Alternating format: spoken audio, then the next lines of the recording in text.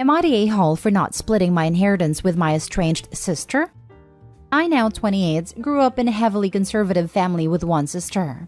When I was 10 and my older sister was 18, my parents disowned her after catching her with another girl. I did not attempt to contact my sister until I was 21 and in college. My parents had convinced me that she was wrong, and it took a while for me to unwind their beliefs and realize that the world isn't like that anymore, and my sister was simply different. I found her on Facebook and messaged her saying I didn't agree with how my parents treated her and I wanted to meet up and keep in touch. She replied the next day saying she had moved on from her family and that she wished me the best, but did not want any ties to her childhood, including me. I left it at that. 4 years ago, my mom died. I let my sister know on Facebook and she didn't reply. Early this year, my dad died. I again sent my sister a message, just so she would be aware. She did not reply. When my mother died, she left everything to my father, and when he died, he left everything to me. The amount is substantial.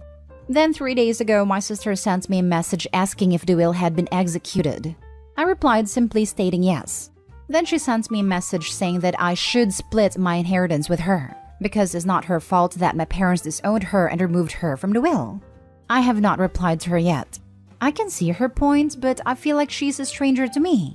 If she had been open to me once I reached out to her, I think I would do it. But I have no relationship with her outside of some early childhood memories and a handful of Facebook messages, the most meaningful of which is her rejecting being my sister. Am I the a-hole if I say no? Now for the top comments. Not the a-hole. You reached out to her earlier and she refused to meet with you, telling you she wanted no contact with the family, including you. Now she wants money? It's yours. You do not have to share with her. In fact, she wouldn't want it as it's a tie to the family. This 100%. I'm sorry, sister, but I feel like the money would be a tie back to your childhood and I don't want you to suffer with that. This. Not the a-hole. She made her bed with you and she chose to ignore you. Unfortunately, now she has to lie in it with substantially less money. Not the a-hole. Don't give her anything. She said she doesn't want any ties to her childhood. Giving her the half of the inheritance would disrespect that. Agreed. Not the a-hole. Your sister told you via Facebook that she moved on from her family, including you. So you can let her know since she moved on from her family, she also moved on from their money. Period. My condolences to you. The fact that she only cares about the inheritance and not that their mom and dad died says a lot about her too. It's not her fault that my parents disowned her and removed her from the will. No, but it was her choice to reject you and not want any ties with her family. She didn't even send you a "sorry for your loss" message when your parents died. You wouldn't be hearing from her now if there wasn't significant money involved. Since she didn't want a relationship with you, the last member of her bio family, she's not entitled to a dime of family money. Not the a-hole. Next story. Am I the a-hole for spending my dad's estranged father's money? My dad and I had a very bad, toxic relationship. When I, 31, female, was 20, I told him that I never wanted to have a contact with him again. I haven't spoken to him since. He died unexpectedly a few months ago at age 56. My dad was always a bit of a slacker, and it turns out he slacked off in writing his will / managing his post-mortem finance plans. Basically, I was listed as the only inheritor of almost all of his stuff. I had no idea about this until he died. But I probably wasn't supposed to get all his money because he made it clear that he despised me. My dad has a very close relationship with his brother, my uncle, and his niece, my cousin, 24, female. Apparently, he had made comments to them about how they were his only family. Some days nice house would be theirs, and so on. When my dad died, my cousin reached out to me and explained that there had been a mistake in his legal situation, and his money was supposed to go to them. She showed me tons of pictures on her phone of her family spending time with him as proof that they had a closer relationship. Admittedly, the money should have gone to them, but it didn't. It went to me. So I told my cousin that it wasn't my fault the money had come to me, and I wasn't about to give her any of it just because she was buddies with my cruel dad. I have already made plans for how I want to spend a significant portion of the money. I've paid off my student loans, I'm going to buy a house, and I bought a new car. Nothing too fancy, just something nice. My cousin texted me recently telling me that I was vile for spending the money of a man I hated, a man she loved. I told her that I was sorry for her loss, but it was rightfully my money. I don't feel bad for spending a cent of it. I've talked to plenty of lawyers and the money is legally mine. But morally, I do think I might be an a-hole for spending money that belonged to someone I was estranged from. So, I wanted to ask here, am I the a-hole? Not the a-hole. It's your money. Ignore your cousins. They turned nasty as soon as they were told no. If the money was supposed to go to them, it would have gone to them. Not the a-hole. Your father is to blame for not organizing his affairs at any time. If it were me, I'd probably give his brother some of the money but not all of it. Your father put you through a lot of grief. You should be compensated. How does Opie even know her father wanted them to have any money? Because Uncle and niece said he did? That's not exactly the most reliable testimony. I wish I could upvote this 100 times. I was the inheritor of an estate. He would bring up concerns about me getting by after his death and gave me his will. Still, when he died, the spouse of another family member told me he said he was leaving them money. I knew it wasn't true, but this lie has affected the way I see this branch of the family. Some people will say/claim anything for. Not the a-hole. Not the a-hole. This was on your father. You could make an argument that you're his actual daughter and it's right for you to inherit based on that. And your cousin could make an argument saying that she was closer to him. However, the argument is moot because the one listed to inherit was you. That's what counts. She has no way of knowing whether despite everything that was his intention anyway. And the reason she, and you, don't know that is because he didn't take the time to make his intentions clear, if in fact he did want anything to be done in a non-standard way. If Opie's dad was really that toxic, it also wouldn't shock me if this was his intention, specifically because he knew it would cause strife for Opie after his death too. You might be overthinking this. Certainly he probably didn't expect to die at 56. But he had enough foresight to write a will in the first place, so he could have made the effort to keep it up to date if that was what he desired. But sometimes reality isn't what we expect. He might have regretted his relationship with you. He might have hoped to eventually resolve things. And yes, he might have found some degree of solace with other members of his family but was still keeping the door open for you to return and to mend things up. That wouldn't be an uncommon story. So he never changed the will because he hadn't yet given up on you. So don't consider it an oversight. If not at his death, at one point in his life he wanted you to have everything and put that in writing. You were estranged and your relationship was toxic, but perhaps he didn't despise you as much as you thought. It's your money now, not the a-hole. Next story is titled, Am I the a-hole for picking my daughter's career for her? My daughter, 17 female, has always been a smart girl. She has a huge potential future available for her. She has the ability to become one of the greatest data scientists ever. It's an incredibly rewarding job for her, especially since technology is the way to go for the future and the country we live in is expensive. As a computer scientist myself, I've always loved my job. However, she does not want to be one. I've been influencing her since she was 10. She was initially excited but doesn't want to anymore. She took 2 tech classes in grades 9 and 10 and she isn't taking one in 11th or 12th grade. She says that she wants to be a psychologist and now wants to have a business major. I don't think it's right fit for her, the former, because she doesn't have the social skills needed to become a psychologist. She's autistic. Heck, she couldn't even handle her brothers well. How is she supposed to deal with adults with psychological issues? The latter as well, because it involves dealing with people that can be very immature. Also, she took a business course in grade 10 and she ended up not liking it. So why would you take an entire university program? Yesterday, we sat down and we were looking at potential programs. She picked a few from Bachelor of Commerce programs. I tried pushing her to pick the Bachelor of Computer Science programs.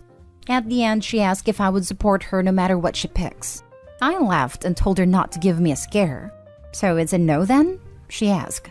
I told her that she can take her highlighter, highlight a program she's interested in, and we can discuss. She said that I criticize every program that isn't tech-related.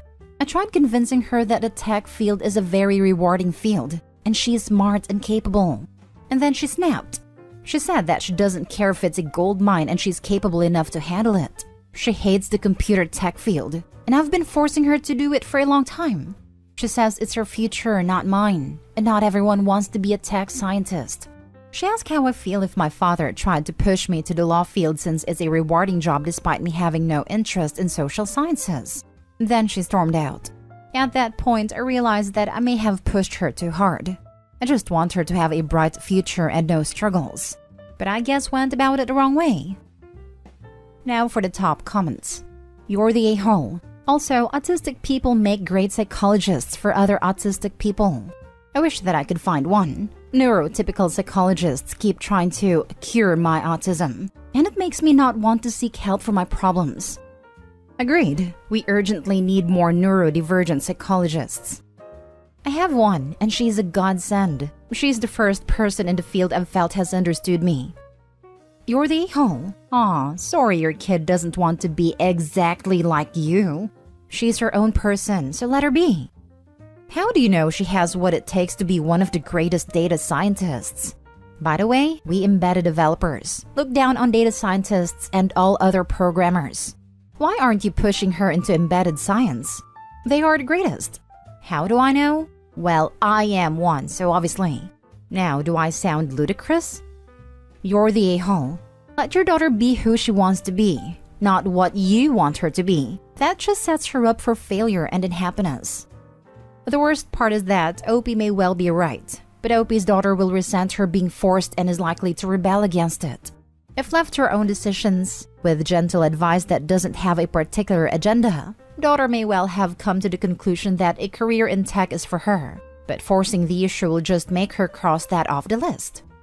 The way it reads to me is that exactly has already happened. Opie has pushed their daughter every year since they were 10 to do tech-related things. She may come back to tech eventually and finds that she loves it, but honestly, Opie, every time you condescend other professions or mention tech, it's going to be longer and longer before she even attempts it. Or she's going to stick to her guns in whatever profession she does choose, even if she turns out to hate it, because she wants to show you that it was truly what she was meant to do. Now, for the last story. Am I the a-hole for leaving a family dinner at a restaurant after they put me on the kids' table? I'm 18 male, I'm the youngest of 3 brothers. My older brother, let's call him Leo, has 2 kids, and my middle brother, let's call him Kenny, has twins. I don't have any kids and live by myself, whereas they both have partners. We went to a restaurant today for dinner and they put the kids on one table and the adults on the other. However, there was only space on the adult table for 6 people, meaning one of us had to sit at the kids' table. Me, being the only one without a partner and also being the youngest, was put on the kids' table.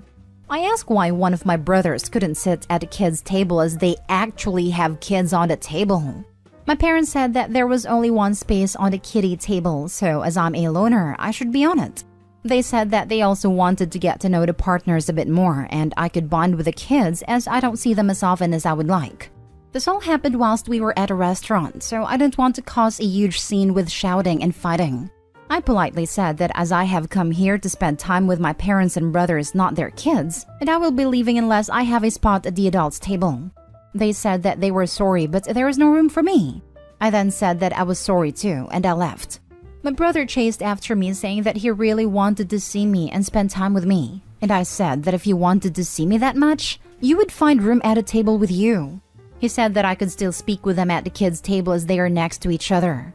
I said I'm sorry, but I don't feel comfortable sitting with a bunch of 5 to 7-year-olds. I told him that you would completely ignore me like you have done before, and the restaurant is loud, so you wouldn't even be able to hear me. I politely thanked him for the invite and said it was nice to see you and enjoy your meal. Then I left. So, am I the a-hole? Not the a-hole. I want to see you. Don't sit with us is a weird way to show he wanted to see you. It sounds like they invited you to babysit for them. I was thinking this. Definitely this. It wasn't that there was no room at the adult table, but that no restaurant would let 4 young children sit at a table without supervision. One of the adults had to sit with the kids, and it's so entirely baffling that none of the kids' parents thought they should be the one to do so. Exactly. They wanted him to babysit because he was younger. They thought, oh, he'd relate to them. I worked at a restaurant called Waffle House. I remembered sitting 3 tables, 2 for adults and 1 for kids.